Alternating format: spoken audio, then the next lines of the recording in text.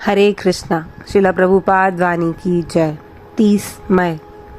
जब भी अवांछित जनसंख्या होगी, स्वाभाविक रूप से ये 3 बातें दिखाई देंगी: अकाल, महामारी और युद्ध, और जनसंख्या नष्ट हो जाएगी।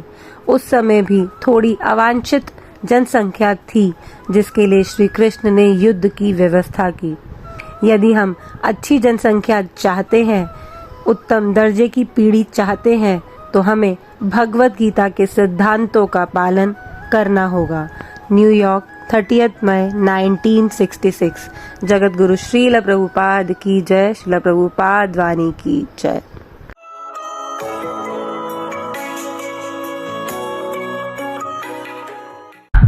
भारत में घर घर में गीता है, भागवत है, कभी कोई पढ़ता नहीं, कोई जानता नहीं कि इतना गधा हो। इसलिए चैतन्य भाव विशेष करके कहते हैं कि भारत भूमि पे मनुष्य जन्म ही जन्म सार्थक करी।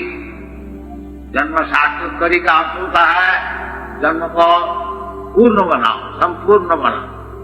तो संपूर्ण बनाने का तरीका क्या है? ये वेदादि शास्त्र करो, अच्छी तरह से समझो, तभी तो जीवन सफल होगा। जासूसी लिटरेचर पढ़ के क्या लाभ होगा? नहीं, उसी में आ सकते, उसी में आ सकते। तद बायस तीर्थम, भागवत में बताया, न तद वचस चित्त पदम हरेर जस प्रगनीत करी तद बायसम तीर्थम। इस शास्त्र में भगवान की गुणगान लिखा नहीं है। वो जो शास्त्र है, साहित्य है, वो बायस तीर्थ, कौवे का आनंद का स्थान। कौवे, और ये जितना झूठा चीज, खराब चीज फेंक देता रास्ता, उसी में कौवा लुका गया। तदबायसम तीर्थ। और जिस शास्त्र में भगवान का गुणगान लिखा है, वो हंस का है, परमहंस, हंस, राजहंस, स्वच्छ जल में रहता है, जहाँ पद्म फूल और बड़ा वातावरण बड़ा सुंदर हुआ, जाके वो हंस लोग रहता है। और कौवे रहता है जहाँ सब खराब चीज फेंक दिया जाता है, उधर कौवे। ये पक्षी में भी विभेद है, कोई हंस है तो कौवे। इसी प्रकार ये जो शास्त्र दिया है, वेदादि शास्त्र में जो ध्यान नहीं देते हैं और इधर उधर का न्यूज़पेपर, जासूसी सब खबर पढ़ते हैं, वो सब कौवे। राजहंस जो होगा, ये सब शास्त्र का अंश होगा, परमहंस, राज, ये उचित। इसलिए भारतवर्ष में बहुत जल्दी ये काम हो सकता है। भारतवर्ष में अभी तक पंडित है और भक्त भी है, जो कि शास्त्र को समझता है, समझा सकता है। उसके पास जाए, शास्त्र का विलास समझे और जीवन को सार्थक करे, करके खाली बैठ नहीं रहे। चैतन्य महाप्रभु कहते हैं, जन्म सार्थक करो। फर्स्ट ऑफ ऑल पहले तो अपना जीवन सार्थक कर लो, फिर परोपकार करो, दुनिया को सुनाओ। दुनिया में तो हमको देख रहे हैं, सारा दुनिया में केवल आहार निद्रा वायुवाय को नहीं जानते। तुमको सुनाना चाहिए। ये भारतवर्ष का काम है, जो पृथ्वी का है, कोना कोना में सब चले जाए। बड़े बड़े विद्वान साधु भक्त लोग जाके इनको सुना है, ये सुनता है, ये सुनने लेके बहुत आग्रह का है। तभी तो है ये इधर आपका स्विंग मशीन देखने को नहीं आया। जब इंडस्ट्री स्विंग मशीन बनाया, साइकिल बनाया, वो तो 200 वर्ष पहले ये लोग बनाया। वो रास्ता में जाने से अब कभी कोई माननीय व्यक्ति नहीं, जहां इंडस्ट्री में बड़ा तुम क्या इंडस्ट्री, वो 100 वर्ष आगे है।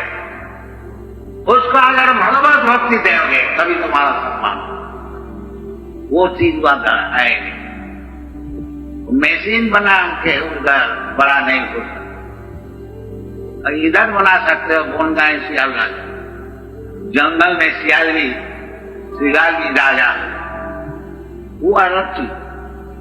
यदि भारतवर्ष का सम्मान चाहते हैं तो ये चैतन्य महाप्रभु का जो मिशनरी है, जो भारत भूमिते मनुष्य जन्म जा जन्म सार्थक करी करो करो होगा, ये भारत का मिशन होना चाहिए। उधर से नकल करके और इसका बाद बिल्डिंग बना कर इसमें आप उससे बड़ा नहीं हो सकता, वो और आगे बहुत। इसीलिए ये कृष्ण कॉन्शियसनेस मूवमेंट है, असल में भारत जो असली क्रिस्टीय है, सभ्यता है, भगवत भक्ति और भगवत गीता मौजूद है, कोई मुश्किल नहीं है। भगवत गीता में सब बात अच्छी तरह से लिख दिया गया है, उनको अच्छी तरह से समझाओ, खुद भी समझो, अपना जीवन का सार्थक करो और करो बताओ, सिंपल, कोई मुश्किल नहीं है। और चैतन्य महाप्रभु बताया है कि आप लोग सब गुरु बन गए। गुरु का बहुत जरूरत है, केवल सारा दुनिया सब मूर्ख है, दगा है, उसको सिखाने के लिए बहुत गुरु का जरूरत है। बस वो गुरु नहीं है जो अनसन बात बता करके उधर से मांस खाने के लिए सीख के आया और इधर समझा से, वो गुरु नहीं। गुरु तो जैसा शास्त्र में बताया है, जैसे चैतन्य महाप्रभु बताते हैं कि हमारा आज्ञा गुरु, मैं जो बता रहा हूं उस आज्ञा को पालन करके गुरु, ऐसा भूमि फॉर गुरु, आज्ञा पालनकारी गुरु, जो कि सुपीरियर अथॉरिटी का ऑर्डर मानते हैं, वो गुरु है। और अपना कुछ मैन्युफैक्चर करके गुरु नहीं, वो गुरु नहीं। समित्पानी श्रोत्रियम ब्रह्मनिष्ठम, साधे परेश निष्णातम ब्रह्मणि कुसुमाश्रयम, ये गुरु का लक्षण। तद्विधि प्रणिपातेन परिपुष्टेन सेवया उपदक्षन्ति तद ज्ञानम, ज्ञानी न तत्वदर्शी, जो तत्वदर्शी है वो गुरु, जो तत्व को देखा है, ऐसा भूमि पर। तो चैतन्य महाप्रभु कहते हैं तो स्वयं भगवान और कृष्ण भी बोलते हैं वही एक ही बात, जैनम परमम वैनम मद भक्ता मद भक्तेषु विकास न च तस्मात् मनुष्येषु कश्चित् न क्रियते। तो पूर्व आचार्य का, ये भगवान का जो बातें हैं उसको यदि प्रचार करें तभी वो गुरु है, नहीं कहते तो नहीं। तो चैतन्य महाप्रभु कहते हैं इसीलिए कि हमारा आज्ञा गुरु है, या तारो से हमारी आज्ञा से मैं जो बोल रहा हूँ, चैतन्य महाप्रभु क्या बोल रहे हैं, वही जो भगवान बोल रहे हैं। भगवान कृष्ण बोलते हैं माने कम शरणम भज, और चैतन्य महाप्रभु कहना है कि कृष्ण का भज, हरे कृष्ण का नाम, कृष्ण का कोई फर्क नहीं। और चैतन्य चरितामृत खास करके बताते हैं हमारा गुरु भैया तारो यही देश, जारे कहो जारे देखो तारे कहो कृष्ण उपदेश, ये परंपरा। चैतन्य महाप्रभु कोई नई बात नहीं बोल, वो कहता है कि कृष्ण का जो उपदेश है उसको बताओ सबको, जारे देखो तारे, कहीं किसी को देखो। कोई मुश्किल है क्या? यदि प्रत्येक व्यक्ति ये कहने को शुरू करे तो देखो जी, भगवत गीता में भगवान चाहते हैं कि सब कोई उनका चरण में शरणागत, इसलिए आपको मैं बोल रहा हूं आप भी हो जाए, बस अब गुरु। कोई मुश्किल है? कृष्ण बोले, जो कृष्ण बोल रहा है उसी को बोलिए। आप आपको कोई मैन्युफैक्चर करने नहीं पड़े। हाँ, जो कृष्ण बोला, जारे जाको तारे कहो कृष्ण, तो सबको लिए उचित है। जैसा चैतन्य महाप्रभु बताते हैं, जैसा कृष्ण बताते हैं, इसी प्रकार कृष्ण कॉन्शियसनेस मूवमेंट को पूरी दुनिया में प्रचार करना चाहिए। और नहीं तो जो कुछ हम लोग कर रहे हैं वो केवल परिश्रम है, उसमें कुछ लाभ। तो धर्मस्थानुष्ठित रुचि, अपना रुचि बढ़ाइए और दूसरे को रुचि संपन्न कराइए। ये शास्त्र का निर्यास है।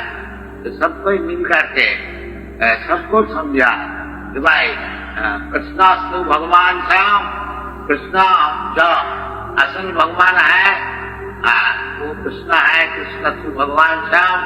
वो चाहते हैं जो उनका चरण में आप लोग सब शरणागत हो जाइए और मैं भी उनका वृत्त और उनका जो संभाल है उसको वहन करके यम कैसे आपको बसा करके दंते निधायत नकम, ये बड़े बड़े साधु लोग यही करते हैं, दंते निधायत नकम पदयो निपत्य।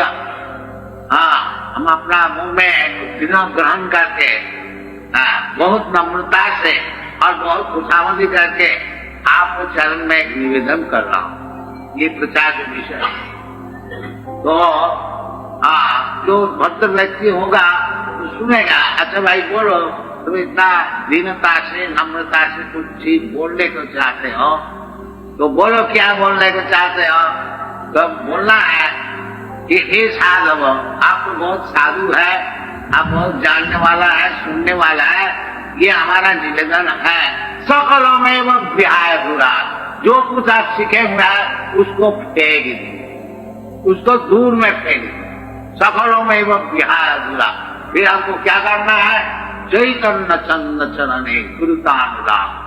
जो चैतन्य महाप्रभु जैसे बताते हैं उसका ये प्रचार का काम है। प्रचार कलिकाल में ये झगड़े का अड्डा है साहब, ज्यादा जबरदस्ती बोलने से बिगड़े। तो बहुत खुशामदी करके, जो आपको पैर में गिर करके और खुशामदी करके और दंत में जिन्ना ग्रहण करके निवेदन कर रहा हूँ, जो आप बड़े साधु है, बहुत सीखे हुए हैं, कृपा करके सब कुछ भूल जाए। केवल चैतन्य महाप्रभु जैसे होता है ऐसे। क्या बता है ना, वो जारे जाको तारे कहो कृष्ण, जिससे आपसे मुलाकात हो, बाजार में हो, घर में है, हाट में हो और रेल में हो, एरोप्लेन में है। देखो जी, ये भगवत गीता की वाणी है, सर्वसम्मान आप ये काम। हरे कृष्ण।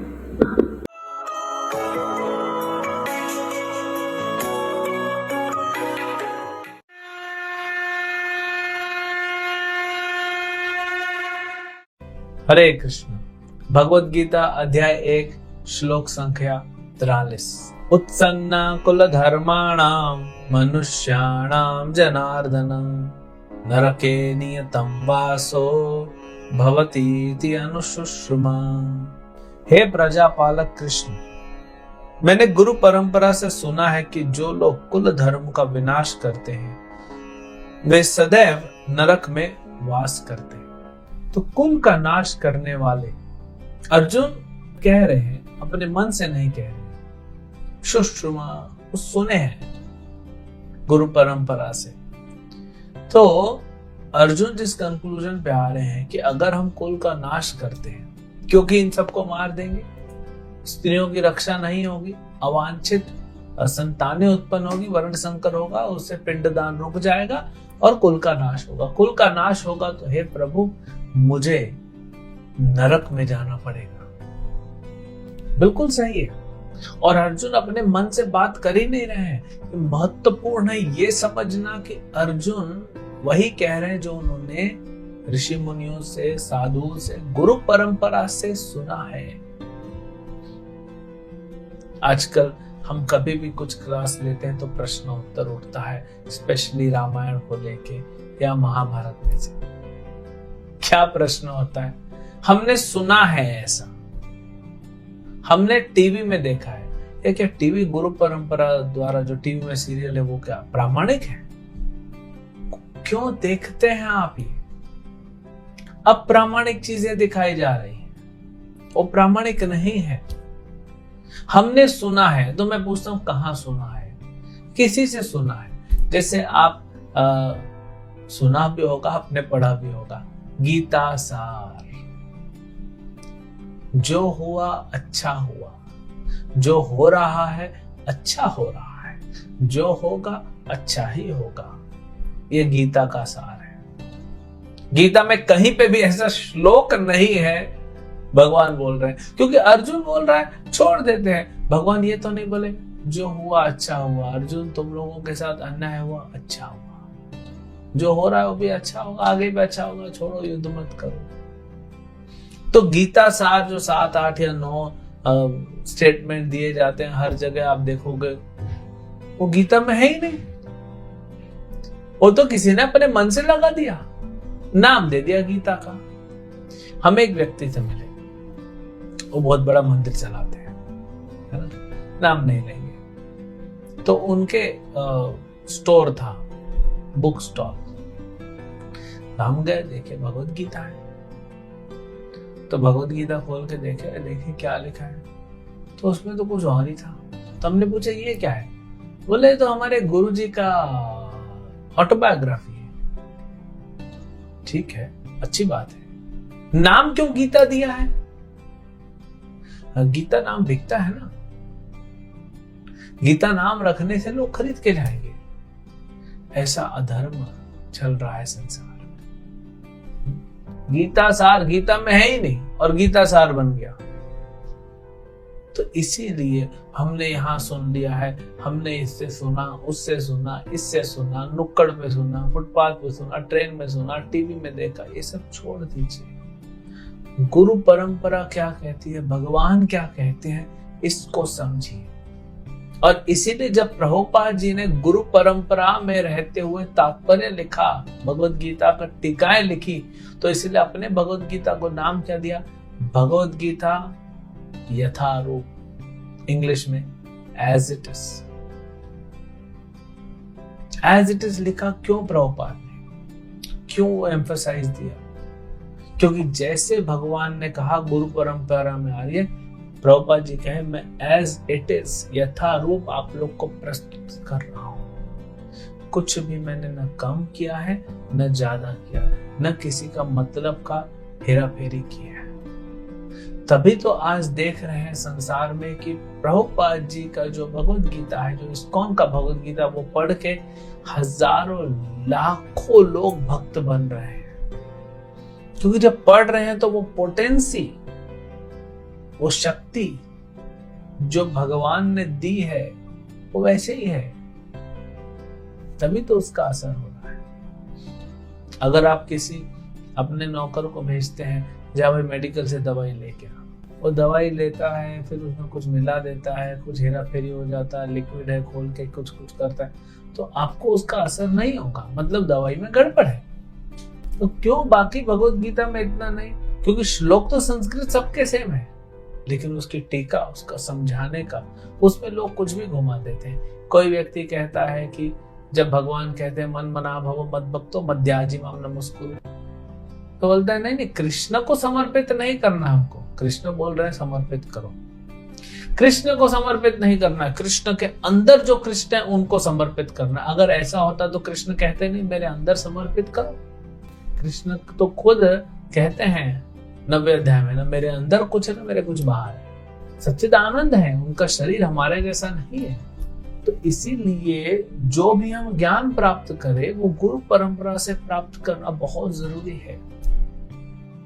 वह ज्ञान में आपको सत्य मिलेगा, वह ज्ञान में आपको फायदा होगा, और उसको अप्लाई कीजिए। न कि हमने टीवी में देख लिया, इसे सुन लिया, उससे सुन लिया, अप्रामाणिक चीजों से सुनेंगे।